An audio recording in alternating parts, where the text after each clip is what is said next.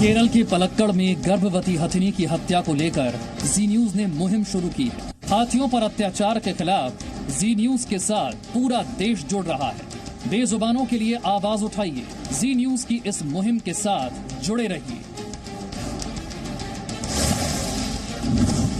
केरल के पलक्कड़ में हथिनी की हत्या के चलते देश भर में गुस्सा है। केंद्रीय मंत्री प्रकाश जावड़ेकर ने कहा, दोषियों के खिलाफ कड़ी कार्रवाई की जाएगी।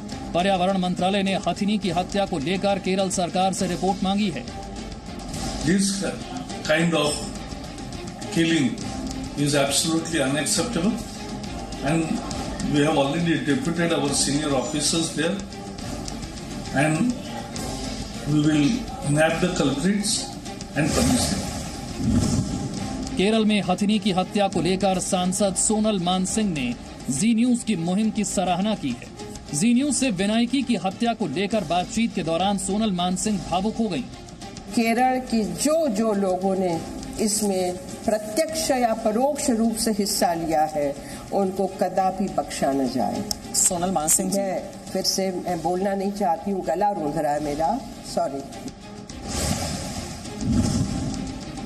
केंद्रीय मंत्री स्मृति ईरानी ने कहा, केरल में हथिनी की हत्या पर प्रशासन का मौन रहना उनकी सहमति को दिखाता है। केरल में हाथियों को संरक्षण क्यों नहीं है?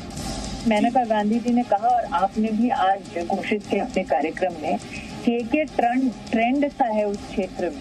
तो इसका मतलब ये है कि क्षेत्र के जो स्थानीय प्रशासन की प्रणाली है, वो इस विषय से अछूते ना होंगे, ना ही वो ये कह सकते हैं कि उनको ऐसे विषयों की जानकारी नहीं है।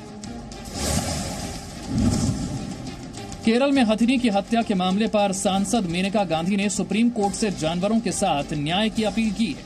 मेनका गांधी ने कहा, पलक्कड़ देश के सबसे हिंसक इलाकों में से एक है। केरल में हाथियों की हत्या के लिए अनानास बम का इस्तेमाल किया जाता रहा है।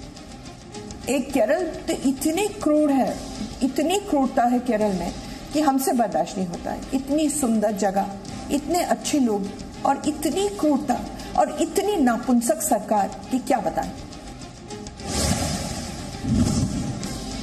केरल के पलक्कड़ में हुई हथिनी की हत्या पर सिनेमा जगत के बड़े कलाकार भी आवाज उठा रहे हैं। अभिनेता अक्षय कुमार ने दुख जताते हुए इंसाफ की मांग की है। अक्षय कुमार ने कहा, हो सकता है जानवर कम जंगली हों और इंसान कम इंसान।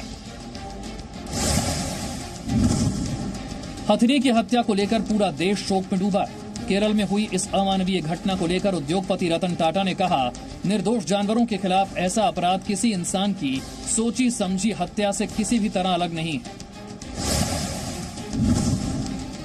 देश में पिछले एक दशक में हाथियों की संख्या 10 लाख से घटकर 27,000 हो गई। केरल में हर तीसरे दिन एक हाथी की मौत होती है, लेकिन हाथियों की मौत का जिम्मेदार कौन है, ये अब भी एक सवाल है।